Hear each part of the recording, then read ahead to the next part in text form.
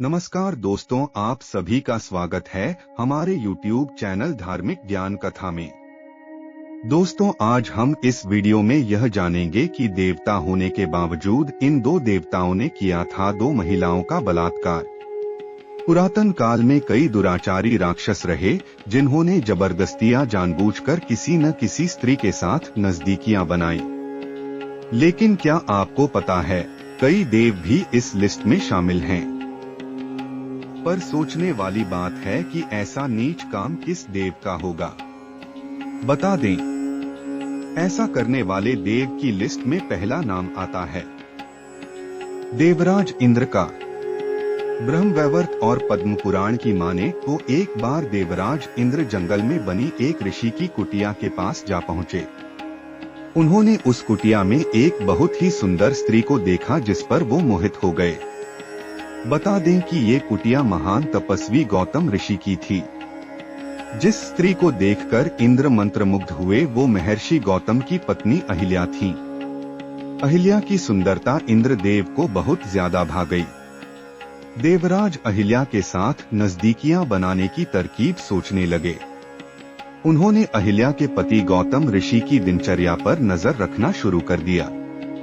गौतम ऋषि रोज सूर्य उदय से पहले जग जाते और अपने नित्य कर्म समाप्त करने के नदी किनारे जाते थे। वो वहां 2 से 3 घंटे का समय व्यतीत कर फिर से कुटिया में आते। बस फिर क्या, देवराज इंद्र ने इसी मौके का फायदा उठाया और एक योजना बनाई। वहीं एक बार रात में जब गौतम ऋषि और अहिल्या निद्रा में थे, तब कुछ समय बाद इंद्रदेव ने अपनी शक्ति से भोर कर दी थी। ऋषि को लगा कि सुबह होने वाली है। वो हर रोज की तरह उठ गए और रोज के काम करने के लिए निकल गए। तभी इंद्र ने ऋषि का रूप धारण कर अहिल्या से मीठी मीठी बातें की और उसके साथ नजदीकियां बनाई। वहीं दूसरी तरफ जब ऋषि नदी किनारे पहुंचे तो वहां के जनजीवन को देखकर उन्हें महसूस हो गया कि किसी ने धोखे से सुबह की है। वह तुरंत अपनी कुटिया में पहुंचे, जहां उनके भेष में इंद्र उनकी पत्नी के साथ सो रहे थे। यह देखकर गौतम ऋषि क्रोध से लाल हो गए। तभी उन्होंने अहिल्या को पत्थर बनने का श्राप दे दिया। वहीं कामवासना की लालसा में घिरे इंद्रदेव को भी श्राप दिया कि उसके शरीर पर 1000 योनियां उग आएंगी। वह चाहते हुए भी किसी स्त्री के साथ नजदीकियां नहीं बना पाएंगे। श्राप का असर धीरे धीरे होने लगा। देखते ही देखते स्वर्ग लोक के देव के पूरे शरीर पर योनियां उभर आईं। बाद में जब उन्हें अपनी गलती का एहसास हुआ और उन्होंने गौतम ऋषि से क्षमा याचना की, ऋषि ने उन्हें माफ कर दिया, लेकिन कहा कि एक बार श्राप दे दिया इसलिए वापस नहीं लिया जा सकता। इसके साथ ही उन्होंने कहा कि आपके शरीर पर उभरी ये योनियां आंखों में बदल जाएंगी। इस वजह से इंद्र के पूरे शरीर पर आंखें ही आंखें हो गईं। वहीं दूसरी ओर अहिल्या ने भी गौतम ऋषि से कहा कि उन्हें बिल्कुल भी यह महसूस नहीं हुआ कि उनके भेष में कोई और व्यक्ति उनके साथ सोया है। इसमें उनकी कोई गलती नहीं थी। उनके मन में छल की कोई भावना नहीं थी। जिसके बाद ही गौतम ऋषि ने पत्नी अहिल्या को वरदान दिया कि कालांतर में श्री हरि का अवतार तुम्हारे पास आएगा और उनके छूने से तुम फिर से पहले जैसी बन जाओगी। कई सालों बाद त्रेतायुग में प्रभु श्री राम ने विष्णु के 7वें अवतार के रूप में धरती पर जन्म लिया और उन्होंने ही बाद में अहिल्या को छूकर उन्हें श्राप से मुक्त किया। वहीं दूसरे देव जिन्होंने स्त्री का बलात्कार किया वो हैं चंद्रदेव। चांद को लेकर कई पौराणिक कथाएं हैं। एक बेहद प्रचलित पौराणिक मान्यता की माने तो चंद्रदेव, जिसका रिश्ता देवों के गुरु बृहस्पति की पत्नी से जुड़ा है। कहते हैं बृहस्पति से शिक्षा लेने के बाद चंद्रमा ने एक ऐसा अपराध कर दिया जिससे देवगुरु का क्रोध चरम सीमा पर पहुंच गया। ऐसी पौराणिक मान्यता है कि चंद्रमा ने बृहस्पति की पत्नी तारा का अपहरण कर लिया था।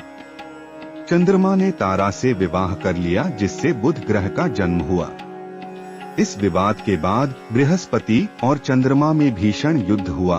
उस युद्ध में बृहस्पति ने चंद्रमा को पराजित कर दिया। कहते हैं उसके बाद चंद्रमा को बृहस्पति की पत्नी तारा को वापस करना पड़ा। वहीं एक और कथा की माने तो देवगुरु बृहस्पति से चंद्रमा शिक्षा ग्रहण कर रहे थे, तभी उनकी पत्नी तारा चंद्रमा की सुंदरता पर मोहित होकर उनसे प्रेम करने लगी। चंद्रमा भी तारा पर मुग्ध हो गए। दोनों में प्रेम हो गया और तारा चंद्रमा के साथ ही रहने चली गई। बृहस्पति इससे बहुत नाराज हुए। उन्होंने चंद्रमा से अपनी पत्नी लौटाने को कहा, लेकिन न तो चंद्रमा तारा को लौटाने को राजी थे और न ही तारा वापस जाना चाहती थी। इसी बात पर बृहस्पति और उनके शिष्य चंद्र के बीच युद्ध शुरू हो गया। दैत्यों के गुरु शुक्राचार्य और बृहस्पति में पहले से ही बैर था, इसलिए शुक्र चंद्रमा के साथ हो गए।